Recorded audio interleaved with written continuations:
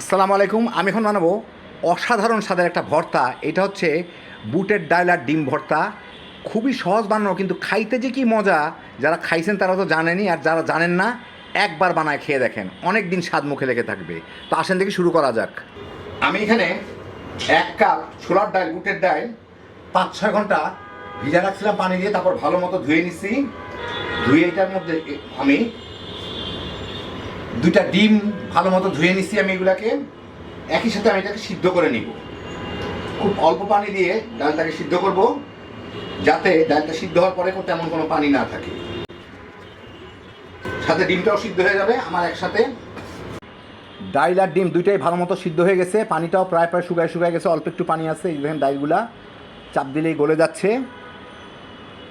এখন আমি চুলাটা বন্ধ করে দিব। বন্ধ করে ডালে যেটুকু পানি আছে সেই পানিটুকু ফেলে ডালটাকে ঠান্ডা করে নিব। আমি পানিগুলা ভালো মতো ফেলে নিলাম। এখন এগুলাকে গরম থাকতে থাকতে আমি একটা থালার মধ্যে একটু ছড়া রাখবো। এটা ঠান্ডাও হয়ে যাবে, একই সাথে গরম থাকতে থাকতে যে অতিরিক্ত পানিটুকু আছে সেটুকু শুকায় যাবে, তাহলে প্যাচপ্যাচে হবে না। তারপর আমি ডালগুলাকে ভালো মতো বেটে নিব। আমি সরষের তেলে প্রায় 3 টেবিল চামচের মতো হবে এখানে গরম করে শুকনো মরিচ কয়টা একটু ভেজে নিব, কয়টা শুকনো মরিচ ভেজে নিব মচমচে করে। মরিচ কয়টা ভাজা হয়ে গেছে ভালো মতোই। এখন এগুলোকে আমি তেল থেকে উঠায় নিই। এখন এর মধ্যে আমি 5-6 কোয়া রসুন দিয়ে দিব। রসুনগুলোকে আগে সামান্য একটু ভেজে নিব, কারণ রসুনগুলো আমার ভর্তা করে নিতে হবে। পেঁয়াজটা তো ভর্তা করতে হবে না, সেই জন্য রসুনটা একটু নরম হয়ে যায়। এই মিনিট 2 রসুনটা ভেজে হালকা বাদামি দাগ লেগে গেছে, অসুবিধা নাই। এর মধ্যে আমি পছন্দ মতো পেঁয়াজ ফালি করে রাখছি পাতলা করে, ওগুলা দিয়ে এর সাথে একটু পেঁয়াজটাকে নরম করে ভেজে নিব। একটু সামান্য বাদামি লাগলে ভালো হয় আর কি, কিন্তু একদম বেরেস্তা করবো না। 3-4 মিনিট ভেজে পেঁয়াজটা একটু বাদামি হওয়া শুরু করলে গানের পরে কিন্তু ঝট করে বাদামি হয়ে যাবে। যাই হোক, আমি রসুনগুলো তুলে ফেলবো।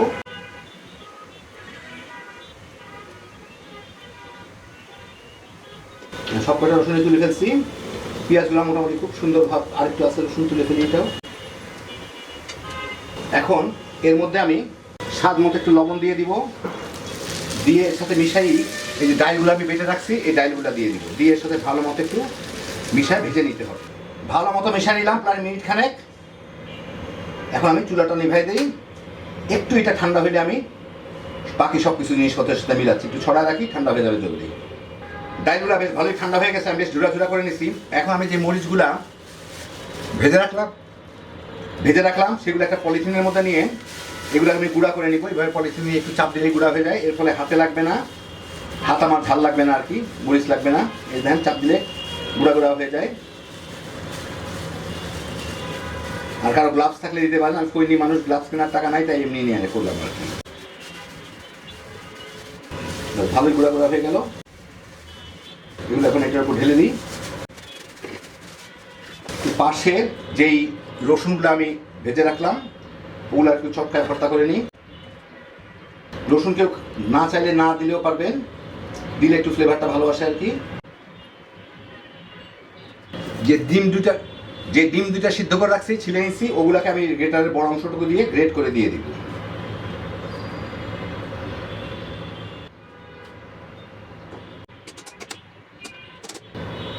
একটু ধনিয়া পাতা কুচি। এর মধ্যে স্বাদ মতো লবণ দেওয়া আছে, খেয়ে দেখে নেবেন, যদি লবণ লাগে দিবেন। আর যেটা দিতে হবে একটু কাঁচা সরিষার তেল। এখন ভালো মতো মেখে নেব। বাস হয়ে গেল আমার দারুণ মজার ভর্তা। আপনার আমি প্লেটের মধ্যে একটু বেড়ে দেখাচ্ছি। এই দেখেন হয়ে গেল আমার দারুণ মজার বুটের ডাল দিয়ে ডিম ভর্তা, অথবা ডিম দিয়ে বুটের ডাল ভর্তা, অথবা দুইটাই একসাথে ভর্তা। কি যে মজা! এটা খাইতে বানাইলেই বুঝতে পারবেন। দেখলেন তৈরি করা খুবই সহজ। যারা ভর্তা পছন্দ করেন গরম গরম ভাতের সাথে তামা করে খেয়ে ফেলাইতে পারবেন। খুব কম খরচে হ্যাপি জোশের একটা আনকমন আইটেম।